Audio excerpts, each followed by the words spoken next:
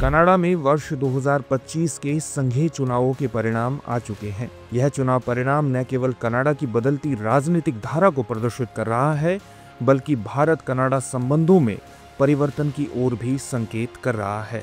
हाल ही में mark Carney, जो पहले कनाडा के केंद्रीय बैंक ऑफ कनाडा के गवर्नर रह चुके हैं, ने लिबरल पार्टी के नेता के रूप में अप्रत्याशित रूप से चुनावी जीत हासिल की है। इस जीत ने अंतर्राष्ट्रीय गलियारों में भारत कनाडा के संबंधों के भविष्य पर फिर से बहस छेड़ दी है कि क्या कनाडा में हुआ सत्ता परिवर्तन भारत कनाडा के रिश्तों में आई तल्खी को दूर करने का प्रयास करेगा। क्या ये नई सरकार कनाडा में तेजी से उभर रहे खालिस्तानी आंदोलन को नियंत्रित करने का प्रयास करेगी? आज के इस एपिसोड में हम ऐसे ही कुछ सवालों के जवाब तलाशने की कोशिश करेंगे। मार्क कार्नी की चुनावी जीत के साथ कनाडा की राजनीति में एक नई सुबह का आगाज हुआ है। 343 सदस्यीय हाउस ऑफ कॉमन्स में 169 सीटें जीतकर लिबरल पार्टी ने एक तरह से संसद में अपना दबदबा कायम किया है। हालांकि यह पूर्ण बहुमत से कुछ कम है, लेकिन यह परिणाम भारतीय और अंतर्राष्ट्रीय राजनीति में चर्चा का विषय बन गया है।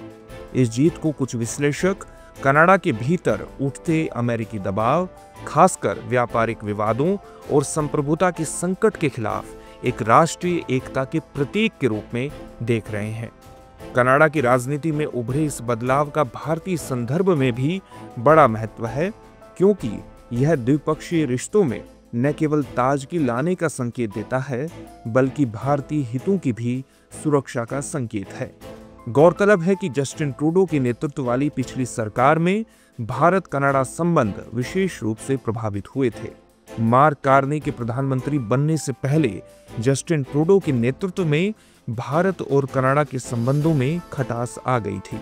दरअसल वर्ष 2023 में सिख नेता हरदीप सिंह निज्जर की हत्या के बाद कनाडा ने भारत पर यह आरोप लगाया था कि भारत सरकार ने इस हत्याकांड को अंजाम देने में भूमिका निभाई थी। भारत ने इस आरोप का कड़ा विरोध किया था और इसे निराधार करार दिया था।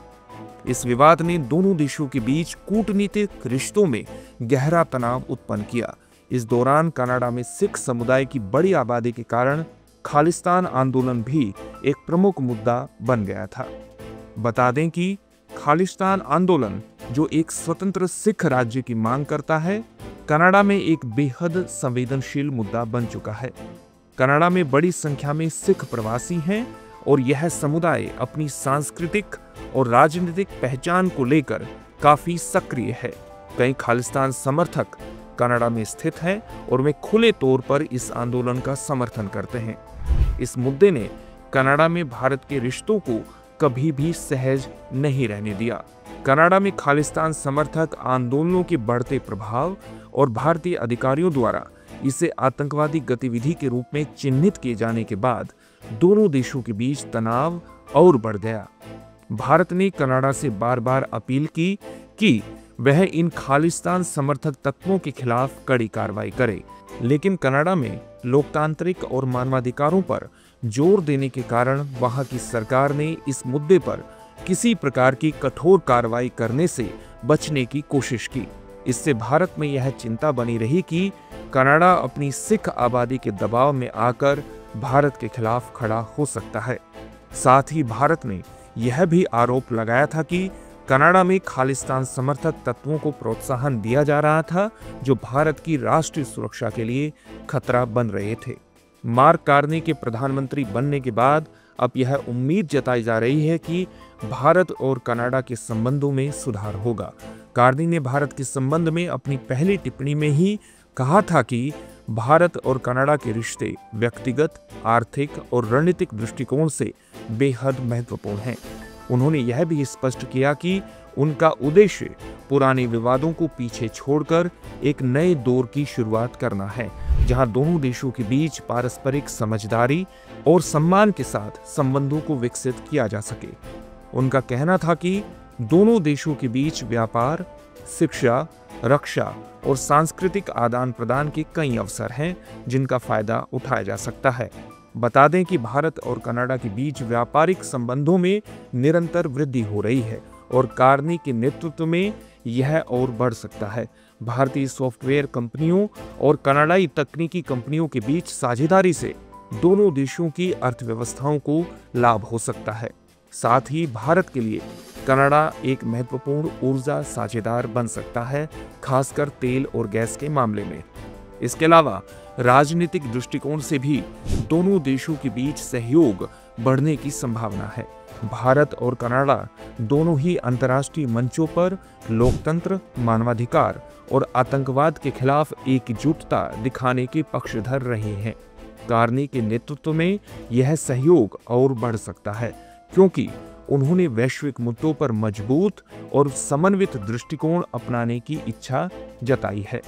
साथ ही मार्क कार्नी को भी खालिस्तान जैसे संवेदनशील मुद्दे पर एक संतुलित रुख अपनाने की चुनौती का सामना करना पड़ेगा। कार्नी को यह सुनिश्चित करना होगा कि कैसे कनाडा के सिख समुदाय के अधिकारों की रक्षा के साथ भारत की सुरक्षा चिंताओं को भी ध्यान में रखा जाए। हालांकि यह तो भविष्य के गर्भ में है कि कार्नी के प्रधानमंत्री बनने से कनाडा में खालिस्तान समर्थक आंदोलनों को लेकर कोई बदलाव आता है या नहीं। निष्कर्षतः यह संभावना जताई जा रही है कि मार्क कार्नी की चुनावी जीत कनाडा की राजनीति में एक नया मोड़ लेकर आएगी। उनके नेतृत्व में भारत और कनाडा के रिश्ते एक नए आयाम की ओर बढ़ सकते हैं। हालांकि खालिस्तान आंदोलन और अन्य संवेदनशील मुद्दों पर संतुलित रुख अपनाना उनके लिए एक बड़ी चुनौती होगी। यदि वे इन मुद्दों पर सही दिशा में काम करते हैं तो कनाडा और भारत के रिश्ते और मजबूत हो सकते हैं।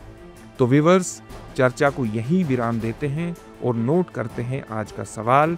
आज का सवाल है, हाल ही में हुए कनाडा चुनाव के परिणाम का भारत कनाडा के द्विपक्षीय संबंध पर क्या असर होगा?